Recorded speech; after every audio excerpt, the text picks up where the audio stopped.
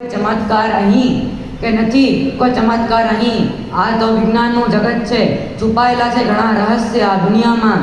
તર્ક બુદ્ધિના અહીં બધા ભગત છે. વિજ્ઞાન આજના યુગનો બેતાજ બાદશાહ. વિજ્ઞાન આજના યુગનો આધાર. વિજ્ઞાન આજના યુગની ઈચ્છાઓને સાકાર કરતો બીજો ભગવાન. એ કહેવાય છે કે જે વિજ્ઞાન કરી શકે એ કોઈ ન કરી શકે. કારણ એટલે જ વિજ્ઞાન પાસે કોઈ ચાલાકી નથી ચાલતી. એ બધાની પોલ ખોલ નાખે છે. કારણ કે વિજ્ઞાન પાસે तर्क, सत्य और ऊंडाण है. कहते हैं कि जिस रहस्य को विज्ञान समझ नहीं पाता दुनिया उसे चमत्कार कहती है. कारण के चमत्कार पाछळ पण विज्ञान ज छे. फक्त विज्ञानों सुधी पહોંચી નથી શક્યું આવું દુનિયાના વૈજ્ઞાનિકોનું કહેવું છે. પણ મારી ભારતીય સંસ્કૃતિ એ પણ વિજ્ઞાનથી ઓછી નથી. હું કહી શકીશ કે જેટલા ગુણ વિજ્ઞાન પાસે છે એનાથી 2 ગુણ વધારે મારી ભારતીય સંસ્કૃતિ પાસે છે. અને એ છે ભાવ અને પ્રેમ. બાકી બુદ્ધિ હોય કે તર્ક હોય, અભ્યાસ હોય કે અનુભવ, વિદ્યા હોય કે યુક્તિ હોય, કારણ હોય કે સાબિતી, ઊંડાણ હોય કે ગહનતા, આ બધું વિજ્ઞાન પાસે છે. અને એ બધું મારી ભારતીય સંસ્કૃતિ પાસે પણ છે. અને એટલે જ સૂર્ય સ્થિર છે અને એની આજુબાજુ ગ્રહો ફરે છે એ તર્ક હોય કે પછી ચંદ્ર પૃથ્વીની આજુબાજુ ફરે છે એ તર્ક હોય.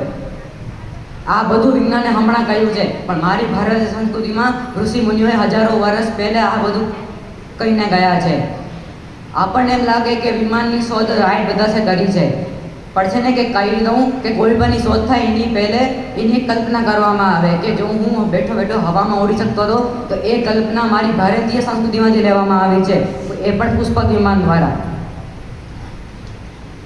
બાકી એનું એન્જિન કે એની ડિઝાઇન એ ભલે ને રાઈટ બ્રધર્સે કરી હોય કે કોઈ પણ વ્યક્તિએ કરી હોય. માટે મારી ભારતીય સંસ્કૃતિ તે વિજ્ઞાનથી ઉતરતી નથી. અને એ પણ ખુદ એક વિજ્ઞાન જ છે. Indian culture is the perfect science because Indian culture has the answer to all the questions of the world. આમાંથી આપેલ કોઈ પણ ઉત્સવો હોય કે પ્રતીકો હોય, વ્રતો હોય કે એકાદશી હોય, સૂત્રો હોય કે મંત્રો હોય, શ્લોકો હોય કે અધ્યાય હોય, પૂજન હોય કે સાધન સામગ્રી, આમાંથી કોઈ પણ હોય એના પાછળ વિજ્ઞાન તો છે જ. જે વિજ્ઞાન આપણા વિકાસનું કારણ બને છે. કારણ કે એમાં સત્ય, તર્ક અને ઊંડાણ છે ને જે વિજ્ઞાન પાસે પણ છે. ભલે ને પછી મકર સંક્રાંતિના તલગોળનો ઉત્સવ હોય કે પછી હોળીમાં હોલિકા દહન હોય કે ભલે પછી ને એ શ્રાવણ મહિનાના ઉપવાસ હોય કે નવરાત્રિના એકટાણા હોય કે પછી શરદ પૂનમના દૂધ પાવા હોય કે પછી શ્રાદ્ધના કાગવાસ હોય, એ બધા પાછળ વિજ્ઞાન છે.